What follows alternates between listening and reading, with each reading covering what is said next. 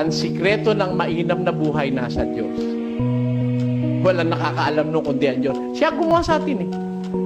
Matuto ka lang makontento. Mahirap ka. Learn to be content of what you are and you will be contented. Diba? Makontento ka lang kung ano ka. Kaya ako, ganun ang aking paniniwala eh. Gaya ni San Pablo, sa 4 ng Filipos, ganito ating mababasa. Marunong akong magpakababa at marunong naman akong magpakasagana.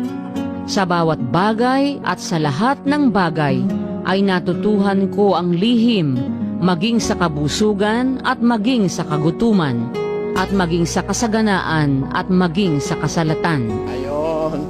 Marunong akong sagana. Marunong din naman ako mahirap. Marunong akong masalat. Marunong naman akong marami. Tayo, kontento siya. O pagka kontento ka, may problema ka ba? Wala. Kano kita mo?